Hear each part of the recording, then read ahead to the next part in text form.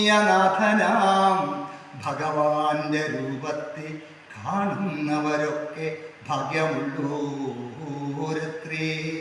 തേടുക തേടുക ഭാഗ്യത്തിൻ്റെ വഴി, ഈശ്വരനെ കണ്ടാൽ ഭാഗ്യമത്.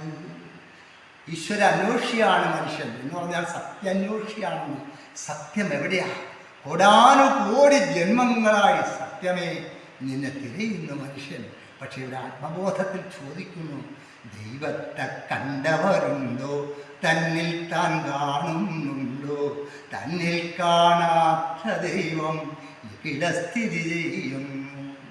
ശ്രീനാരായണ ഗുരുദേവ തൃപ്പാദങ്ങൾ അവൻ കൊടുത്ത് കണ്ണാടി പരിശോധിച്ച് കാണിച്ചു, ഇത് തന്നെയാ ദൈവം, നീ തന്നെയാ ദൈവം, നിന്നിൽ തന്നെയാ ദൈവം, ദൈവം തന്നിൽ തന്നെ, ദൈവം നിന്നിൽ തന്നെ, നിന്നിൽ കാണാത്ത ഈശ്വരൻ എവിടെ സ്ഥിതിയും. എങ്കിൽ എന്നിൽ ഈശ്വരൻ ഉണ്ടെങ്കിൽ സർവത്തിലും ആ ചൈതന്യമുണ്ട്. ഈ ബോധം ഇവിടെ കൊടുത്ത് സർവത്തെയും മാനിച്ച് ജീവിക്കുവാൻ, പൂജിച്ച് ജീവിക്കുവാൻ മനുഷ്യനെ പ്രാപ്തമാക്കുന്നു. എന്ന് പറഞ്ഞാൽ നീചത്വം പൂർണ്ണമായ ആത്മാവിൽ നിന്ന് നിഷ്കാസനം ചെയ്ത് ദൈവത്തെ പുനഃസ്ഥാപിക്കുന്നു ആത്മബോധോദയ സംഘസ്ഥാപകൻ ബ്രഹ്മശ്രീ ശുഭാനന്ദ ഗുരുദേവ തിരുവടികൾ.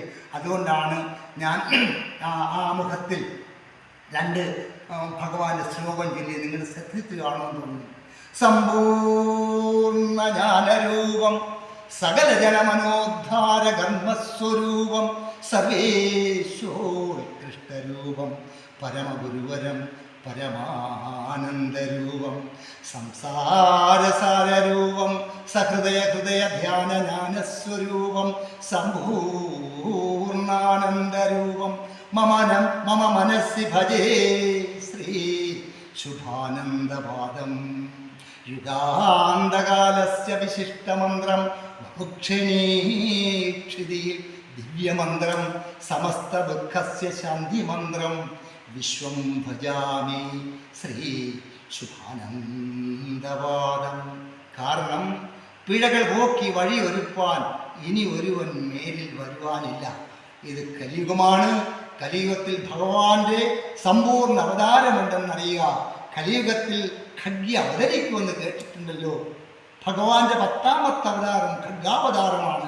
സാക്ഷാൽ ശ്രീകൃഷ്ണ പരമാത്മാവ് 9ാമത്തെ അവതാരമാണ്.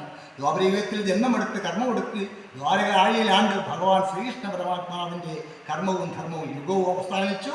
വീണ്ടും കലിയുഗം പറന്നു. 5000 ചില്വാനം വർഷമായിരിക്കുന്നു കലിയുഗം പറഞ്ഞിട്ട്.